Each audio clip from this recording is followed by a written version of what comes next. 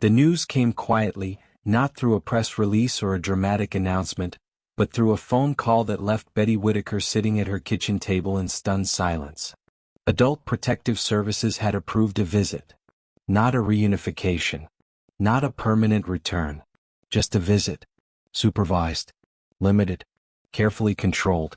But for Betty, it felt like the first crack in a wall that had been standing between her and her family for far too long. She held the phone in both hands after the call ended, staring at the worn tabletop where her family had eaten countless meals together. Her lips trembled as she whispered the words out loud, almost to test if they were real. I get to see them. It wasn't joy that flooded her first. It was relief. Heavy, aching relief that made her chest tighten and her eyes burn. For weeks, Betty had lived in a state of waiting. Waiting for answers. Waiting for permission. Waiting for someone in authority to finally see her not as a case file, not as a problem to manage, but as a mother and sister whose life had been split apart. Now, with this one decision, everything shifted. Not enough to heal the wound, but enough to remind her that the bond hadn't been erased. Brian was the first person she called. They said yes, she told him, her voice shaking. They said I can see them. There was a pause on the other end of the line. Brian exhaled slowly as if he'd been holding his breath for days. That's big, Betty. That's real big. I don't know how long, she said. They didn't say much. Just that it'll be supervised. And I gotta follow every rule they give me. You'll do that, Brian said gently. You always do. When he arrived later that afternoon, Betty was already cleaning, even though the visit wouldn't happen for days. She wiped down counters that were already spotless, folded blankets that hadn't been touched, straightened photos on the wall. It wasn't about appearances. It was about control. About doing something, anything, in a situation where she'd had so little say. I don't want them thinking I ain't ready, she said, scrubbing at the same spot on the counter for the third time. Brian watched her quietly. He'd seen this before. The way hope didn't come softly for Betty. It came with fear attached. Fear that one wrong move, one misunderstood word could take it all away again. They're coming here? He asked. She shook her head. No. They said it'll be at a different place. Neutral. Quiet. Her shoulders slumped slightly. I wish they could see home. I wish they could just sit right here like before. Brian nodded. I know. Word spread fast as it always did. Within hours, online groups were buzzing. APS grants Betty a visit. First step toward reunification. Some celebrated. Some doubted. Some warned that a visit didn't mean anything long-term. But for the first time in a long while, the conversation wasn't only about loss.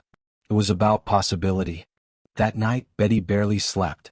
She lay in bed staring at the ceiling, replaying memories she hadn't let herself touch in months. Timmy's laugh. Ray's quiet presence. Lorraine's familiar routines. She wondered how they looked now. If they'd changed. If they were scared. If they were angry. What if they don't want to see me? She whispered into the dark. Morning came too quickly. She sat at the table with her coffee growing cold, lost in thought, when Brian's phone buzzed. Eric had posted. After weeks of silence, after saying he was done, Eric Carroll released what he called his final message. Not a video. Not a live stream. Just words. Direct. Unfiltered. Final. Brian read it twice before speaking. It's heavy, he said carefully. You want me to read it to you? Betty hesitated. Go on. Eric's message didn't try to defend itself. It didn't attack anyone either. It spoke of exhaustion. Of mistakes. Of good intentions that spiraled into something he never anticipated. He wrote about the pressure, the accusations, the guilt that followed him even when he stepped away. And then he addressed Betty directly. I never wanted to hurt you. I believed I was helping. Maybe I was wrong. If I caused pain, I'm sorry. I'm stepping away so you can have peace. Betty closed her eyes as Brian finished reading. He didn't mean no harm, she said quietly. People do things thinking they right. Brian studied her. You don't sound angry. I ain't got room for anger, she replied. It just takes up space where love's supposed to be. Eric's message ignited a storm online. Some saw it as accountability. Others called it too little, too late. Arguments reignited about money, about motives, about who failed whom. But for Betty the noise barely registered. Her focus had narrowed to one thing. The visit. Days passed in slow motion. APS sent instructions. What she could bring. What she couldn't say. How long the visit would last. Who would be present. The rules were strict, clinical, and painfully impersonal. But Betty followed every word as if it were sacred text. She laid out clothes days in advance, changing her mind again and again. She practiced what she wanted to say, then decided she wouldn't plan at all. She didn't want the moment to feel rehearsed. I just want to hold their hands, she told Brian the night before. Just to know they real. When the day came, the sky was gray and heavy, mirroring the knot in her stomach. Brian drove her, the radio off, the silence filled with unspoken prayers. Betty clutched her purse like a lifeline. As they pulled into the parking lot, her breath caught. They here? She asked. Brian looked ahead. Yeah, they're here. Betty's heart pounded so loud she thought everyone could hear it. Her legs felt weak as she stepped out of the car. An APS worker greeted her, calm and professional, explaining the rules one more time. Betty, the woman asked softly, are you ready? Betty nodded. I've been ready. The door opened. Time seemed to slow as she saw them. Timmy first, then Ray, then Lorraine. Older, thinner, different, but unmistakably hers. For a moment no one moved. Then Timmy whispered, Betty? She broke. Tears streamed down her face as she stepped forward, careful, trembling. She reached out, unsure if she was allowed. The worker nodded. Betty wrapped her arms around him, then Ray, then Lorraine, holding them as if letting go might erase them again. I missed you, she sobbed. I missed you every day. The room filled with quiet tears, small smiles, shaky breaths. It wasn't enough time. It would never be enough time. But it was something. Proof that separation hadn't broken what held them together. When it ended too soon, Betty walked out holding herself upright, dignity stitched together by sheer will. She didn't collapse until she was back in the car. I saw them, she whispered. I really saw them. Brian reached over and squeezed her hand. That matters. That night, Betty sat alone in her kitchen replaying every second. The way Timmy smiled. The way Ray looked at her. The way Lorraine held her hand just a little longer than allowed. APS had granted a visit. Eric had said his final words. The world kept arguing. But for Betty something had shifted. Hope wasn't gone anymore. It was fragile. Conditional. Controlled by rules and timelines she didn't understand. But it was alive. And that changed everything. Tell me what you think about APS granting Betty this visit and Eric's final message. Share your thoughts in the comments. The days after the visit felt heavier than the weeks before it. Betty Whittaker woke each morning with the same memory pressing against her chest. The sound of Timmy saying her name, the warmth of Ray's hand in hers, the way Lorraine had leaned close as if afraid to let go. Seeing them again had given her life, but it had also reopened a wound she'd been forced to live with in silence. Now she knew exactly what she was missing. She kept replaying the visit in her mind over and over, afraid that if she stopped thinking about it, it might fade. The way Timmy looked at her, searching her face like he was trying to make sure she was real. The way Ray had barely spoken but never once let go of her hand. The way Lorraine whispered, "You still my Betty," like it was a promise she needed to hear out loud. Betty sat at the kitchen table with her coffee growing cold, the house too quiet for her liking. She still cooked like they were all there. Still set extra plates sometimes before catching herself and putting them back in the cabinet. Old habits didn't disappear just because the house had emptied. Brian stopped by later that afternoon. He didn't bring his camera. He hadn't much lately. The story had reached a point where filming felt intrusive even to him. "You holding up?" he asked gently. Betty nodded, then shook her head. "I don't know. I'm happy I seen them. But now it feels worse." Brian sat across from her. "Worse how?" "Before I was just waiting," she said. "Now I know what I'm waiting for."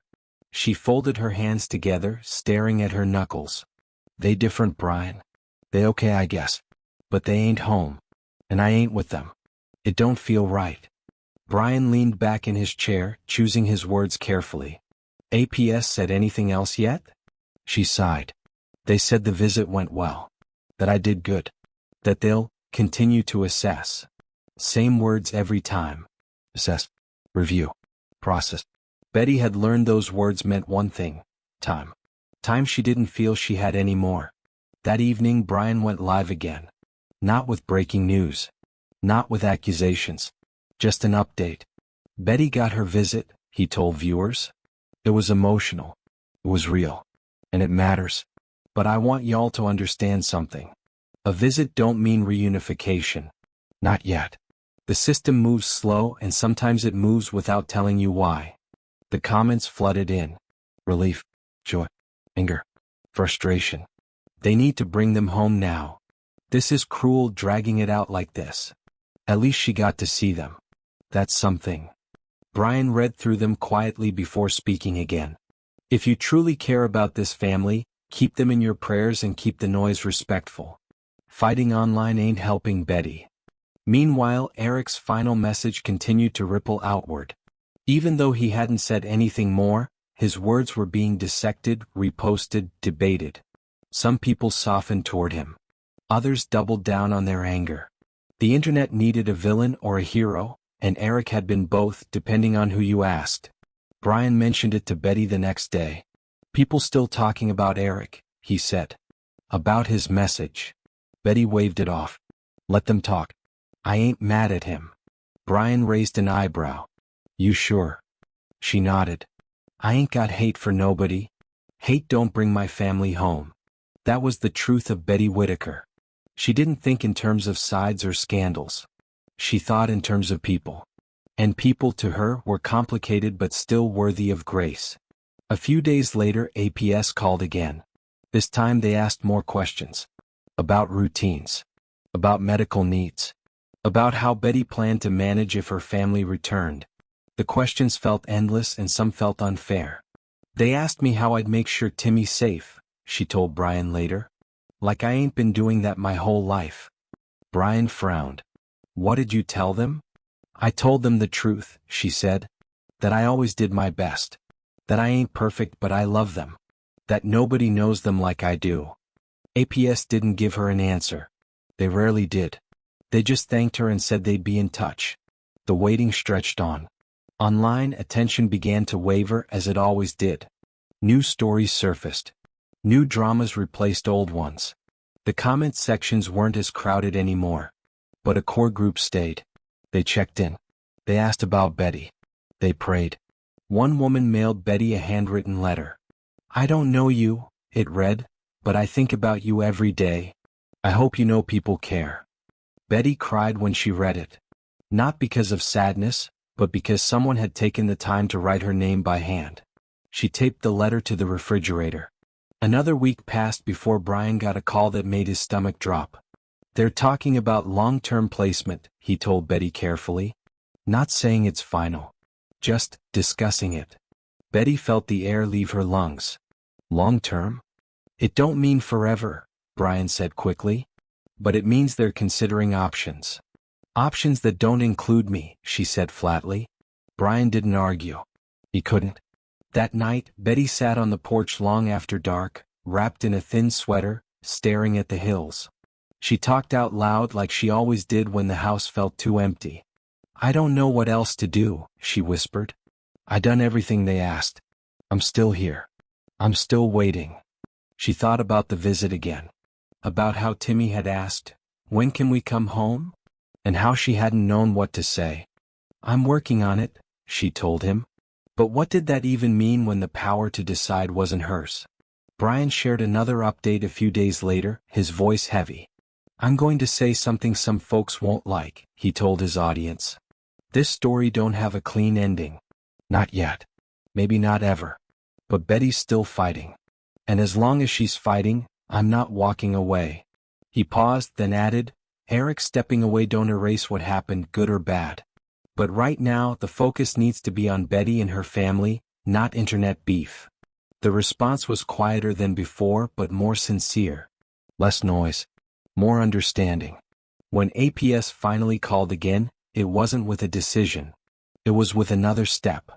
They approved another visit, Betty said later, her voice cautious. They said it means things are moving. Are they? Brian asked. I don't know, she admitted. But I'll take what I can get. She prepared again. Cleaned again. Prayed again. Hope she was learning wasn't loud. It didn't shout or celebrate too early. It whispered. It showed up quietly and asked you to hold on just a little longer. And Betty Whittaker had been holding on her whole life. Tell me what you think about Betty being granted another visit and the system continuing to delay a final decision. Do you believe APS is moving in the right direction or just prolonging the pain? Share your thoughts in the comments. The second visit came without celebration. There were no smiles when the call arrived, no relief, no sense of victory. Betty Whittaker listened quietly as the APS worker explained the date, the time, the rules. Supervised. Limited. Structured. Every word felt like a reminder that this wasn't her decision, and it wasn't her family anymore in the way it once had been. She thanked them politely and hung up the phone. Then she sat there for a long time, staring at the wall. Another visit meant another goodbye. That was the part no one talked about. The visits didn't heal the separation. They reopened it. Every embrace came with an expiration date. Every laugh ended with a countdown. Brian arrived the morning of the visit, not with a camera, but with quiet reassurance. He brought coffee, the good kind this time, and a bag of pastries he'd picked up from a gas station an hour away. You don't gotta be strong today, he said gently. Just be you. Betty nodded. That's all I know how to be. The drive to the facility felt longer than the miles on the road. Betty watched the trees pass by, each bend in the road reminding her how far away her family now lived, even though it wasn't really that far at all. Distance wasn't measured in miles anymore. It was measured in permission. When they arrived, the building looked clean, quiet, almost too calm. Nothing about it felt cruel on the surface, and that somehow made it worse. There was no obvious villain to point to. Just rules. Policies. Smiling staff who spoke kindly and still controlled everything. Timmy saw her first. He froze for a second, like his brain needed time to catch up to his heart. Then he smiled so wide it looked like it might break his face. Betty, he said, his voice shaking. She didn't answer. She just opened her arms. Ray came next, slower, careful, but just as sure. Lorraine hovered for a moment before stepping forward, her eyes never leaving Betty's face. For a brief moment, the world made sense again. They sat together at a small table. Plastic chairs. A clock on the wall that Betty refused to look at.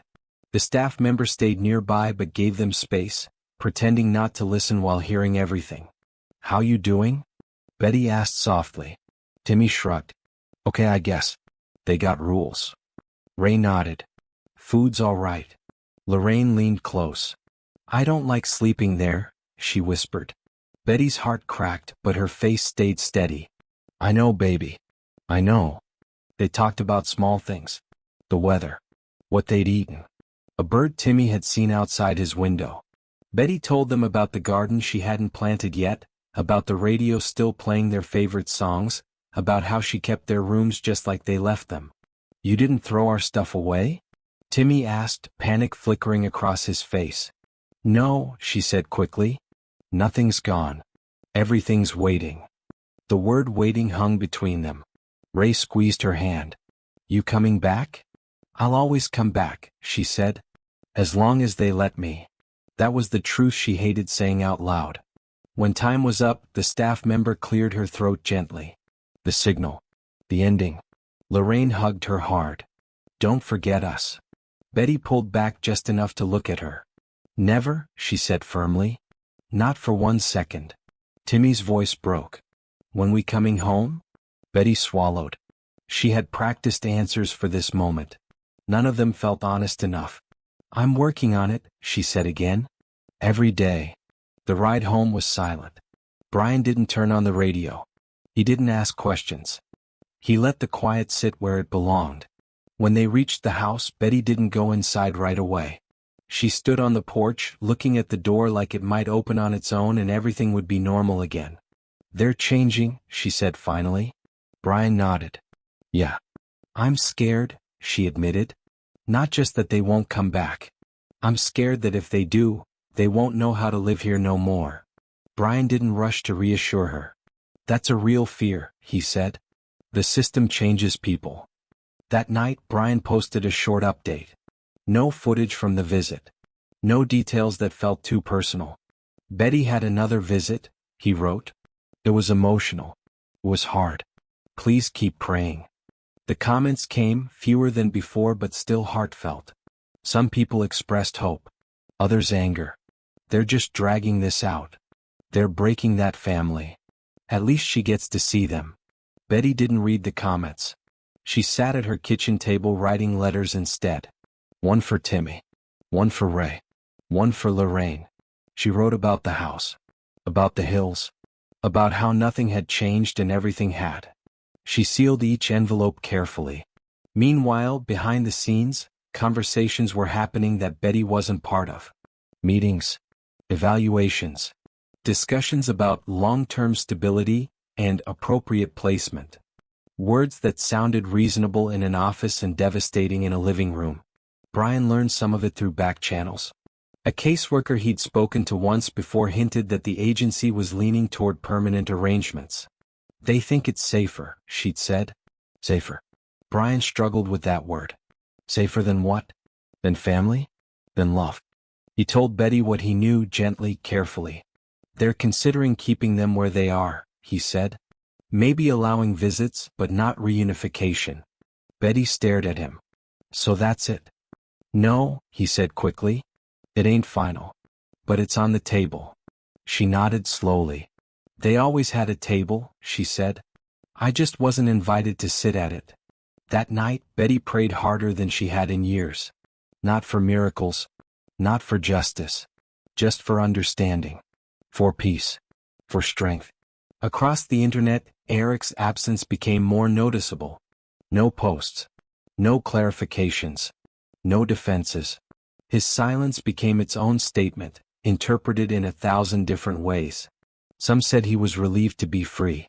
Others said he was hiding. A few said he was grieving in private. Betty didn't know any of that. She remembered him as the man with the camera who had once promised help. That was all. A few days later, she asked Brian a question that stopped him cold. If they don't come home, she said quietly, do you think they'll forget me? Brian shook his head immediately. No. Never. She nodded, but her eyes stayed distant. I hope you're right. The third visit was scheduled tentatively, not confirmed. The language was careful. Conditional. Betty stopped counting days. It hurt too much. Instead, she focused on routines. Cleaning. Cooking. Sitting on the porch. Waiting for the mail. Waiting for the phone. Waiting had become her full-time job. Brian continued to update sparingly. He refused to speculate. He shut down arguments in his comment sections. He reminded people that this wasn't entertainment. These are real people, he said in one quiet live. And this ain't a game. The audience was smaller now. But those who remained were listening. One message stood out to Brian. A woman wrote, no matter what happens, thank you for not walking away. Brian read it twice.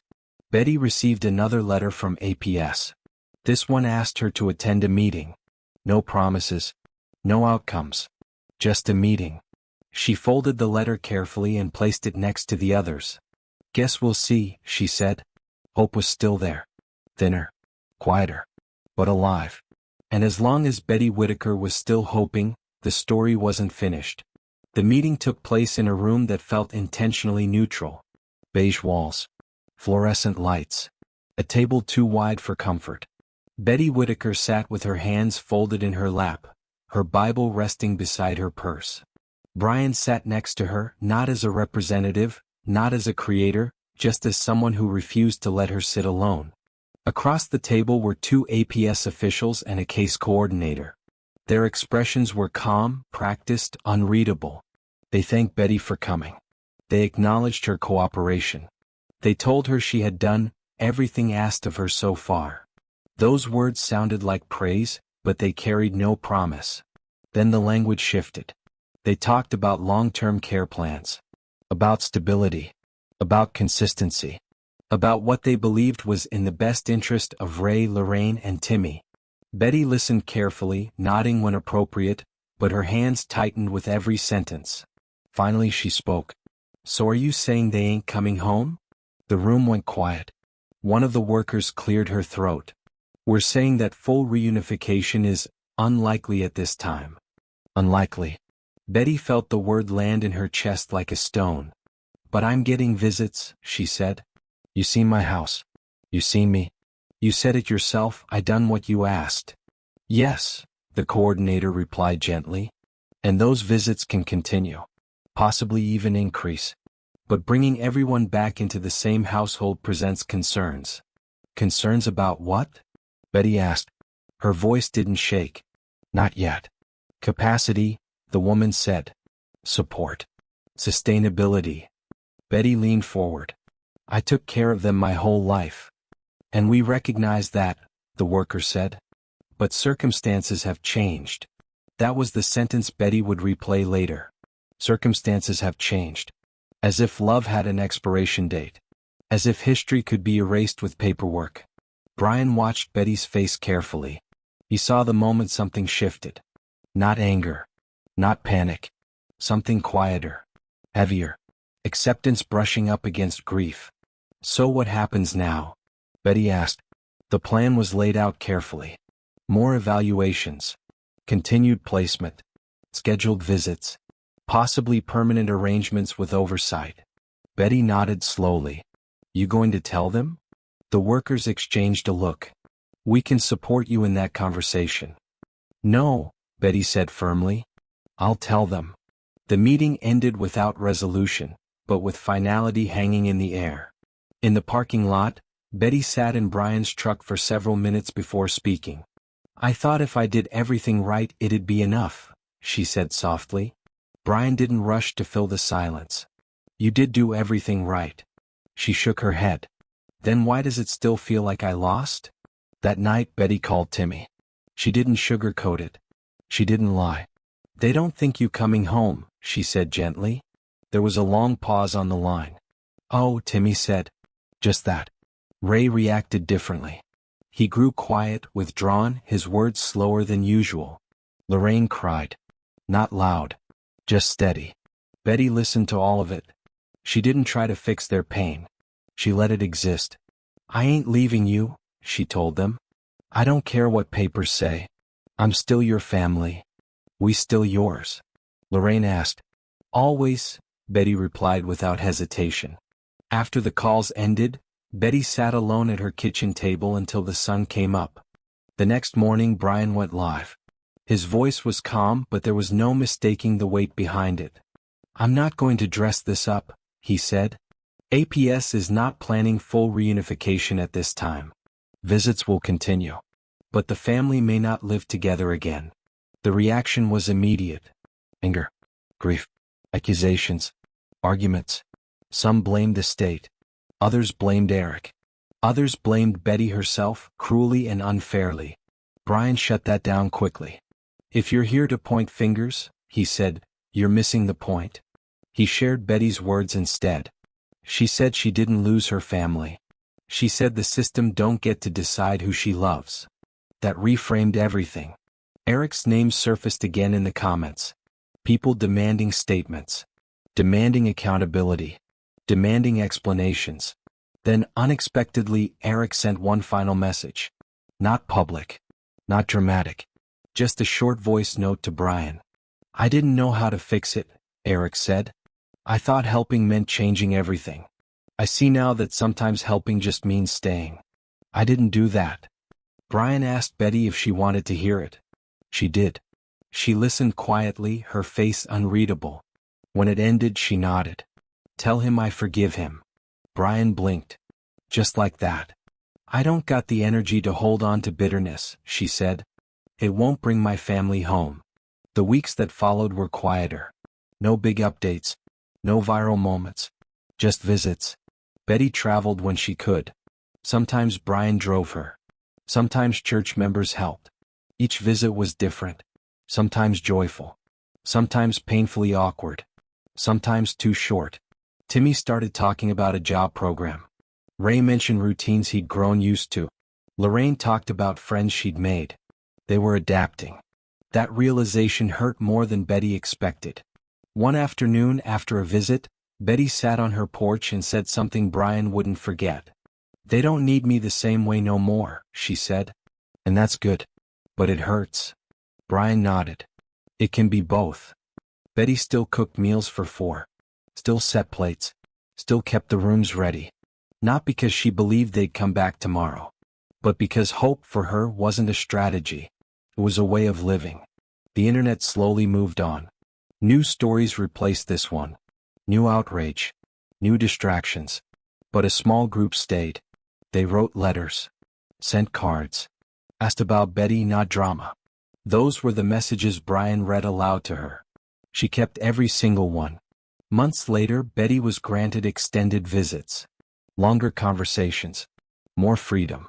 It wasn't the ending she wanted. But it wasn't nothing. And in a system that often erased people entirely, that mattered. On a quiet evening, Brian asked her if she regretted letting the world into her life. She thought about it for a long time. "No," she said finally. "I regret that the world don't know when to leave." She smiled faintly. "But I'm still here." And that was the truth. Betty Whittaker didn't get the fairy tale ending. She got something harder. She survived the spotlight. She endured the loss.